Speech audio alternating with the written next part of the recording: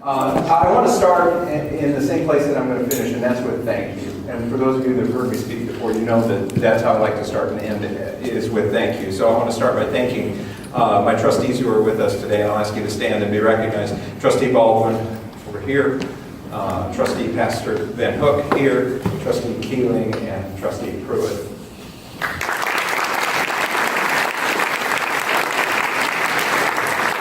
I want to thank them for their leadership, and I also want to thank them for bringing me to this community. And I'm loving it. I'm enjoying every minute that I've been here and everything that I'm learning and discovering about the district along the way, and the challenges that are in front of us and the great opportunities that are also in front of us. I also want to thank the members of my cabinet who are the real heroes behind the scenes today, because I know I'm the new guy on the scene. Everything that I'm going to show you over the course of these next few slides is largely because of the work that they've done and they've accomplished in the district. So I'm going to ask all of my members of the cabinet who are with me here today to please stand and be recognized.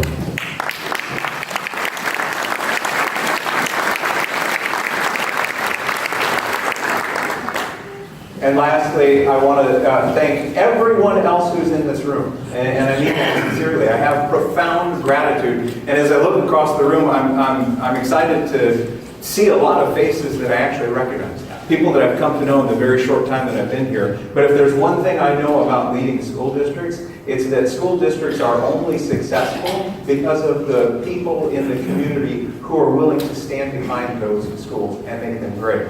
And if you weren't here today, it would obviously, your presence here today is evidence of the fact that you want great schools for our kids in the ISD. And so I want you to thank yourselves for being here and supporting our schools, please. Our future is bright indeed. One last comment before I get into the slide deck. You'll see up here that there's a tiny URL. If you want any of these slides, you're welcome to go to that tiny URL. That'll take you into the slide deck, and you can download those slides so you can have any of the graphics that I'm about to share with you today. Also, if you don't get a copy of this, as you take out your phones and some of you are snapping pictures, if you don't get a copy of this, you can go to our website later today, and we're also going to make this available on our website. It's our commitment to just being transparent with all the information that we're sharing here so that we can make it available for our community. So with that, I'll jump into the presentation, and I'm going to start with business and get into some of the operations of the school district.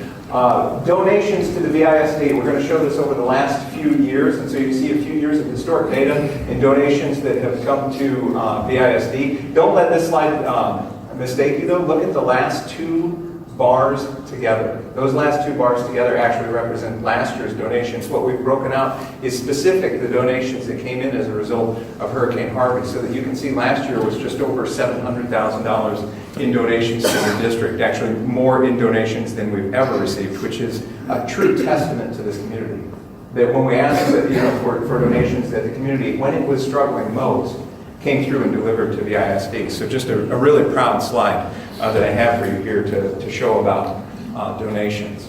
Interestingly enough, and I don't have a foundation slide on this, but I learned this yesterday. Yesterday was the largest amount we've received historically from our foundation in employee giving. So again, while our community was struggling at its most, our employees were also giving at the highest level in the history of the district, which is just a wonderful fact.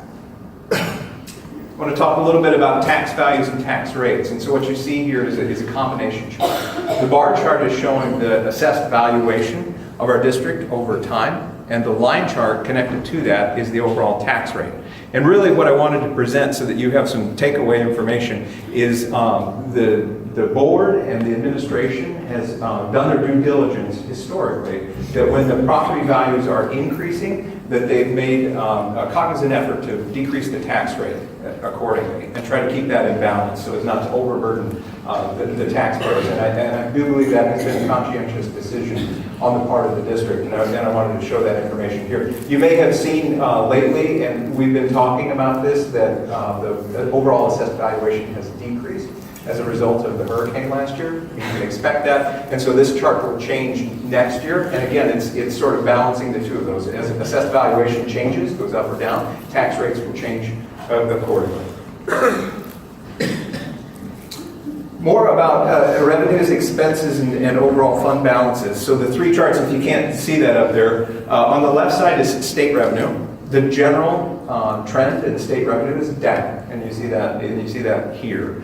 The middle group is our total expenses as a district. And this is just the normal cost of operating the district. As you could imagine, it goes up every year. That's just the nature of business. And I know I'm speaking to a number of business owners in this room. You all understand that.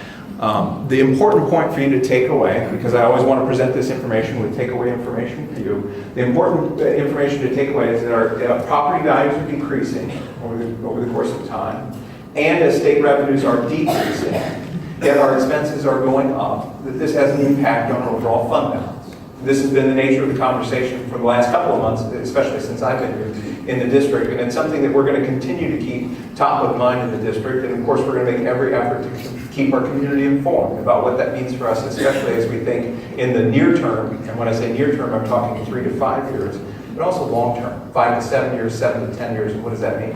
What does that mean for our community? On the furthest to the right side of the slide deck here, you see this is the fund balance. And again, this is a conversation that we've been having lately with our community, that our fund balance has been decreasing. We're aware of that, and we're making efforts to maintain that moving forward and stay strong in the fund balance. But again, this is a community-wide conversation that we all are a part of, because these are our schools. I want to talk a little bit about human resources. And again, I'm trying to be responsive to some of the questions that I've heard when I've been out and visiting and talking with people in the community as I get to know folks around here. One of the questions that people ask is, well, how does the district break out? How does it spend its money? How many teachers do you have compared to administrators and what have you? So I thought the easiest way to show this chart, and I'm actually going to show this information in 2 different ways. The easiest way to show this chart is, in this slide, teachers, administration, and support staff only. And what you find in the district, and this is the fact, not necessarily the rumor, the fact is that we spend a great majority of our resources and personnel expenses directly in the classroom, because that's where we believe those resources should be spent. That's where the best effort comes from, is boots on the ground, teachers and support professionals who are in the classroom with the kids.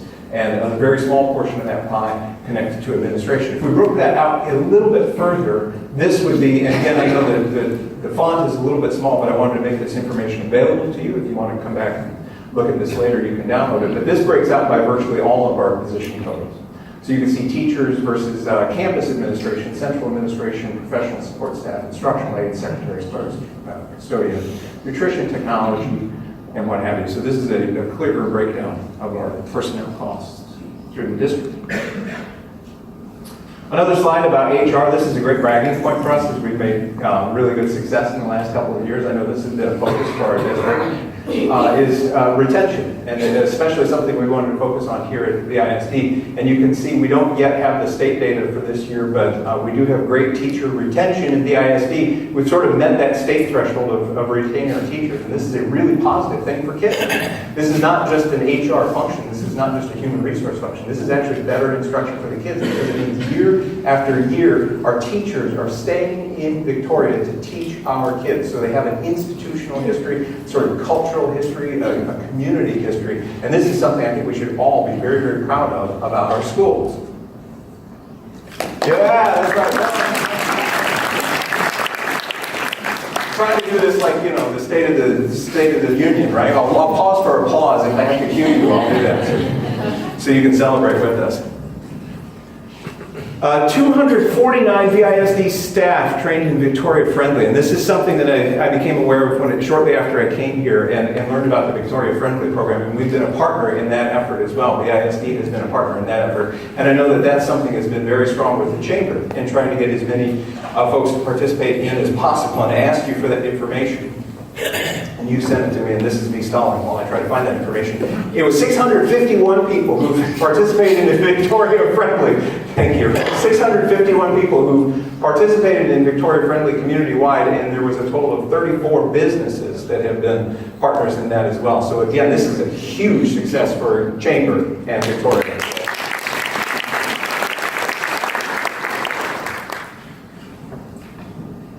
Talking a little bit about operations, and this is our central distribution and warehousing. Maybe a lot of folks don't know that we have this central distribution and warehousing operation that actually happens at the district level. This is a big moment of pride for us in the district because what you see is a concerted effort over time for a central distribution to look at how we acquire our resources and send them out through the district. And the biggest thing that's had an impact on this and a cost savings to the taxpayers is the fact that we're not just out and doing essentially what amounts to a one-off order. So a teacher has a need in the classroom and an order comes in, a teacher has a need in the classroom and an order comes in, and then shipping that order back out into the schools and what have you. But by trying to consolidate and concert our efforts, we've been able to save a tremendous amount of money in warehousing and distribution in the district. And it's just a really responsible way of thinking about our resources and how we use our processes in the district to maximize those resources to the best of our ability. So this is the fact that this is down is actually a really good thing because it means that those dollars that are saved ultimately end up in the classroom. And that's money that goes to kids and learning. This is a slide deck of bids, RFPs, and RFQs, requests for purchasing and what have you. So any of the bids that have gone out, you see the huge upswing last year. Of course, that was a result of the hurricane. So we had to send out a great number of those as an increase. Maintenance department. Some interesting information that I was able to find as part of our report here, share with you, the community. We have a total of 33 buildings. I'm happy to say that I think I've stepped foot at this point. I think I've stepped foot in every one of those buildings. So I've actually put feet in those buildings and get a chance of what they look like.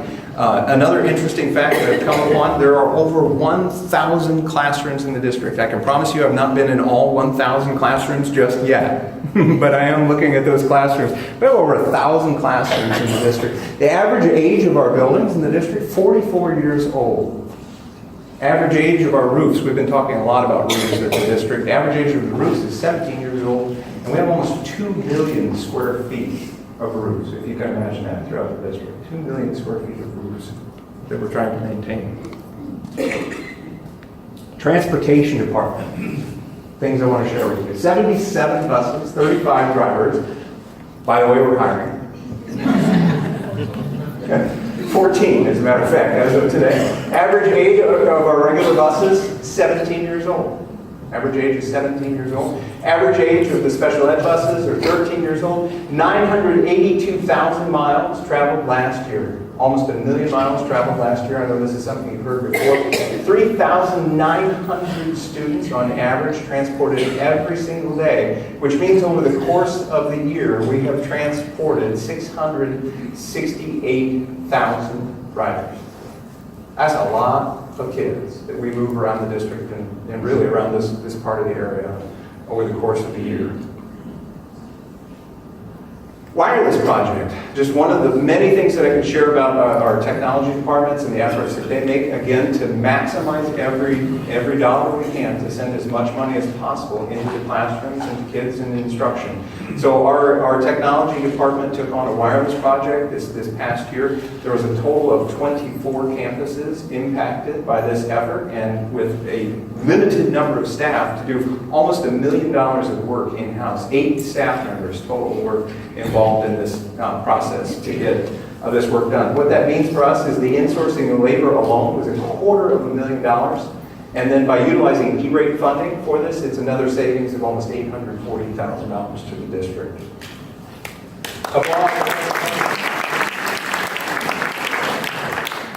Communications efforts that we've made through the district, being present on social media, trying to always be present and send out as much information as possible, being radically transparent. Those are the words that I've used. If you've heard me speak, you've heard me talk about being radically transparent with everything that we do in the district. Part of that is the effort of how we take on communications.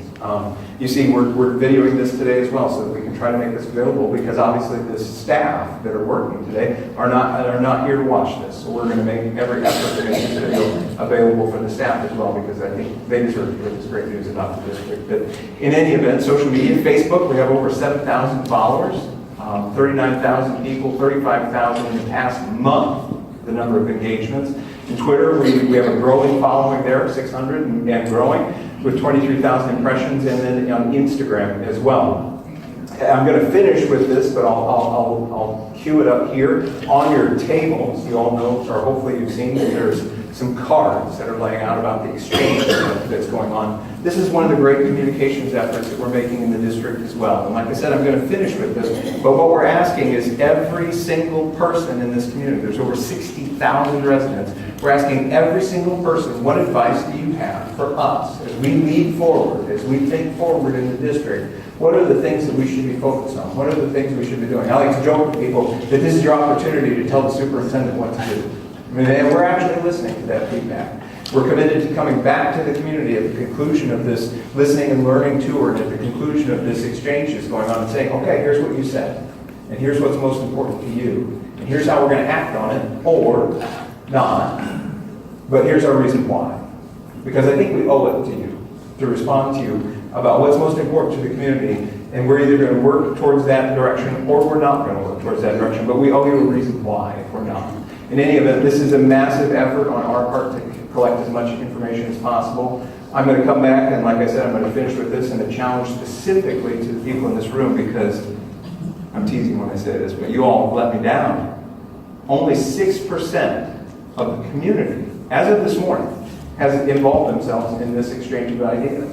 A great majority of the people have been parents or staff members or what have you. Now, you all know I'm teasing. You haven't actually let me down. But I'm going to ask you to send this information out to your groups, because I know you all represent businesses and business interests, and that's a big part of this community, is the community voice. So I'm going to ask for your help getting this out into our community so we can get as many ideas as possible to lead the schools forward. I think that that's important. A little bit more about operations. Child nutrition department. These are the number of meals that we've served. Meals, breakfast and lunch over the last few years. You see that that's dropped off in the last couple of years. You all know there's a recurring theme here. Why would that have dropped off last year?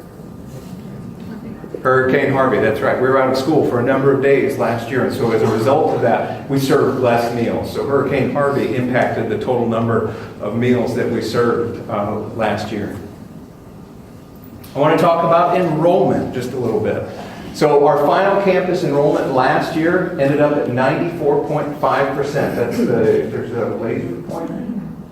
94.5%. You see that down in the bottom right-hand corner. We're actually down 0.5% from the year prior. It was 95% the year prior. Now, the reason I'm sharing all that with you is that when we're down to 0.5%, 0.5% doesn't seem like much, but that's really, really, really important in our world, because that's how funding is calculated, by our attendance rates, right? So let's just kind of play this math out a little bit of audience interaction if you're up for it. This is me, the teacher, and me queuing you up. I'm going to ask you a question, so be ready. Use your good thinking skills. How much do you think the district would see in terms of increased revenue if we could jump back from 94.5% to 95%? 0.5%. What do you think that means in terms of real dollars to the district? Cabinet and trustees, you can't answer.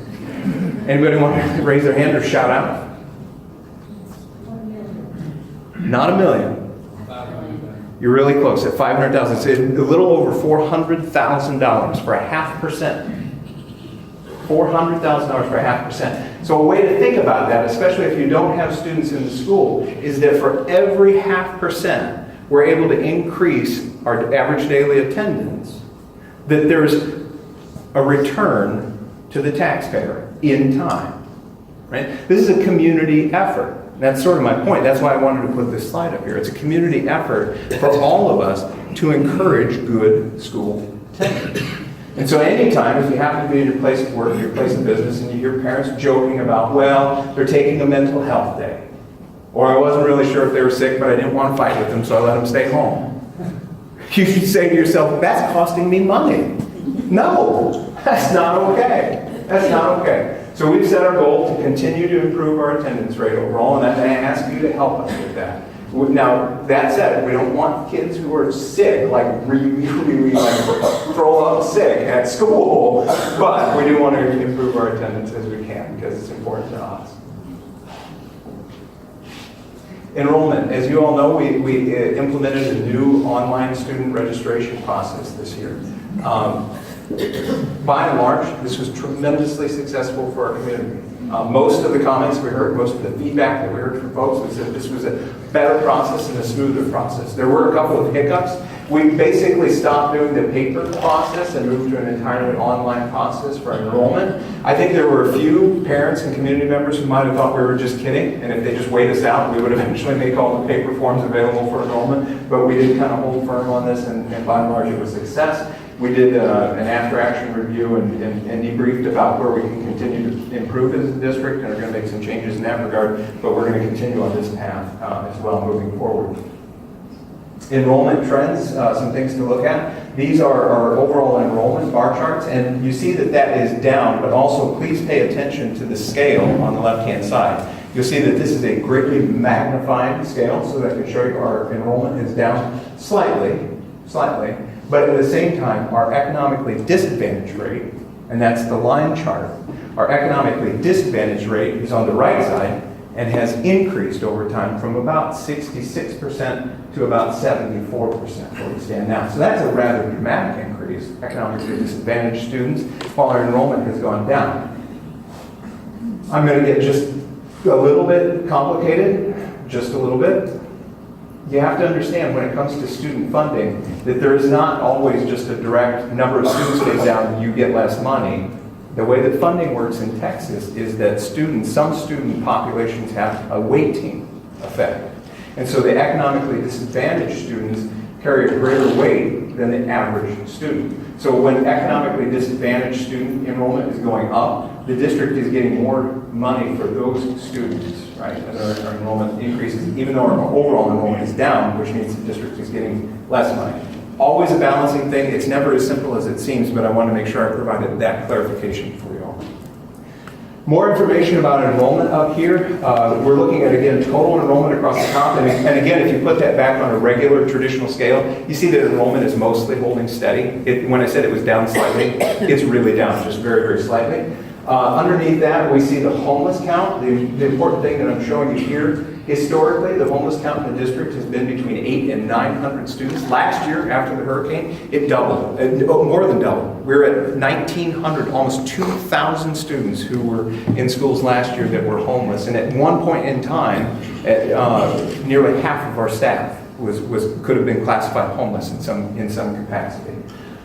Pre-K enrollment over the same time has mostly remained steady. So those are the three bars that you're seeing there, is our overall enrollment, our homeless count, and our pre-K count. Our future is bright. Partnerships. This actually came up yesterday at the Rotary meeting. We were talking about EAFK, Early After First Night program, and the great partnership that exists with the community in this program. I haven't yet been a part of this, but everything I've heard and everything I've seen looks to be an amazing program, and I'm excited to be a part of this program. Moving forward. This is in fact a partnership between the school district and Rotary. The total cost, this question came up at Rotary yesterday, the total cost to the district, I think the question was actually posed, does foundation help support EAFK? The answer to that is no, but the school district does. The total cost to the school district is $63,000. Approximately half of that is paid through Title I funds, and the other half is paid through district resources. And then the Rotary also pitches in to help with the celebrations and ceremonies and what have you. So we're really happy about that partnership and excited to continue that partnership moving forward. Summer Book Bus. This is the second year that we've been doing the Summer Book Bus. Also a tremendously successful program that we've had, and something that we're going to continue with our community.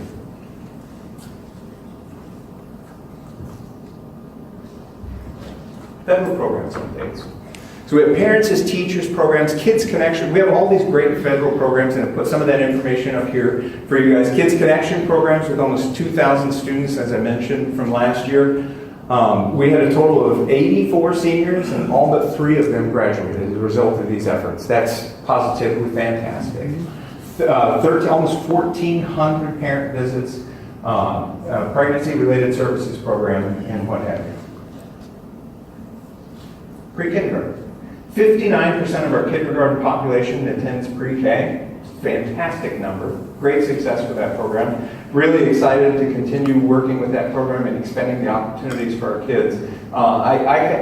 From my perspective, and I've talked to folks with YMCA and many of our providers as well, I can safely say that I believe that in this community, that if a parent wants to send their child to pre-K, there exists an option for them to do that. I don't think that there's a tremendous unmet need in this area, and that's a positive thing for this community. I think that one of the worst things that could happen is to have a parent who wants to send their child to pre-K and not have the ability to do so. And so I think that this is just from an outsider's perspective coming in, I'm just wonderfully impressed by this.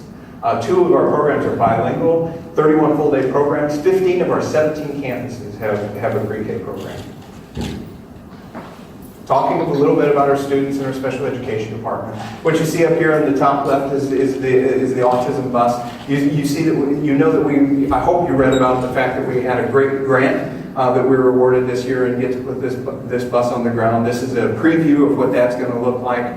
We have pictures from our Special Olympics for our kiddos, and then Winter Wonderland, which again I'm very excited about Winter Wonderland, especially for those of you who know my background. I'm coming from a place where we actually get lots of winter, like snow and ice type winter. So I'm excited about a Texas winter where I don't have to wake up at 2 o'clock in the morning and worry about snow and ice every day, but the Winter Wonderland program with special education is something I want to recognize as well. Our future is bright, creating a culture of excellence and a focus on college and career readiness. These are some of the best slides that I get to show you now because we get to talk about students and student achievement and some of the great things that are happening from our district. So here's a number of programs that we wanted to highlight for college and career readiness, but let's look at some information. Advanced academics. I'm just going to pause here and let you all applause this slide. Isn't this fantastic? So this is showing our AP students and the total number of AP courses. You see that year over year we've made great progress with our AP programming. This is fantastic. It needs more opportunities for our kids, and we're challenging our kids. And that's the big key, is continue to challenge our kids to reach higher, to do more, to challenge themselves, and to challenge families to continue pushing the bar and pushing the limit. College and career services. So here's a list of how we interface with Victoria College Career Services, and where our students end up and the process that goes along with that. But here's the data. If you want to know whether or not it works or not, it does. We have more kids who are involved in dual credit than we've ever had. One of the things that we came across is I've been digging around in the district and trying to familiarize with myself in the district. I asked for this data, and we brought it forward. We put it in this chart, and we said, wow, that's amazing. What in the world happened in 2017? You see, 2017 was kind of that banner year where something happened. More and more kids got involved in the dual credit programs. What happened in 2017, it was the partnership between Victoria College Foundation and the ISD Foundation, and we said that we were going to partner together to help pay the tuition of the students who wanted to take the dual credit offerings. Well, look what happened. The number of kids who took advantage of that opportunity went up dramatically. And to me, it speaks to equity. If you want to know where Quintin Shepherd stands on equity at any given time, it's a very, very simple prospect in my mind. You see, equity of opportunity can all but guarantee quality of outcome. And what happened when these two foundations came together is they created an equity of opportunity for all students. The equity of opportunity for all students meant that we can have a greater equality of outcome for all students. And so whenever we're talking about equity moving forward, I can promise you where I will be on this subject. I will always be equity of opportunity for kids. And this is true whether or not we're talking about technology, extended learning opportunities, dual credit opportunities, extracurriculars. It shouldn't matter. I truly believe equity of opportunity will lead to equality of outcome. Because in my career as a superintendent, I have seen this over and over and over again. So I'm going to ask you to be a partner with me as we move forward with that idea. And achievement. This is the slide I've been most excited to talk about today, and I know I need to start wrapping this up, but this is the slide I've been most excited to talk about today because this is the last time you're going to see this information. You're never going to see a chart like this again. And I know this is bold leadership from our district But here's why you're never going to see this chart again. Because we are showing the data here, and we've traditionally shown the data by showing ourselves as approaching grade level. So this is approaching grade level data. And as I said to the Board of Education when I first came down and met them, I really believe that the goal of good leadership is to take whatever our current ceiling is, our goal, and make that the floor. That's how we push ourselves to grow. Taking our current ceiling, because it's a goal, and we reach for it, and if we don't make it, it's okay. And make that our goal. Make that the floor. That's where we start. That's our expectation. So here's what this slide represents. This is approaching grade level. And I've challenged our leadership team and our schools to say we're not going to measure ourselves against approaching anymore. We're going to measure ourselves against meeting standards. I believe that meeting standards should be our new goal, that we're going to measure ourselves against state data as far as meeting standards go. And that's how we're going to continue to close achievement gaps. That's how we're going to continue to challenge ourselves as a district. That's how we're going to continue to improve the quality of education that we deliver to our students. It's the next step for our district. Now, what does this mean for us, practically speaking? It means that the next time you see this data, it's going to be lower, right? Because we're not just approaching standards, it's meeting standards. So we're changing the gauge, so to speak. We're changing the way that we look at this information. And so I don't want you to be surprised when you see that, and I don't want you to panic when you see that. All that is us challenging ourselves to do more and to do better with our kids. I think we owe it to our kids, we owe it to our teachers, and we owe it to our community. And I'm grateful to the administration for taking this step forward. I think it's a big, bold leap in instruction, and I want to recognize and thank you.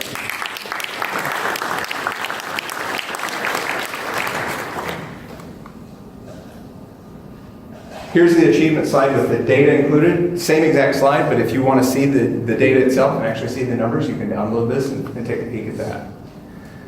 We have tremendous achievement, distinctions and designations throughout the district. Post-secondary readiness, reading, academic growth, you name it, science, Mission Valley, Vickers, East High School, it's all here. Wonderful things happening through our district. We do have a strong educational system for our kids, and we deliver on that promise to educate every kid to the best of our ability every day.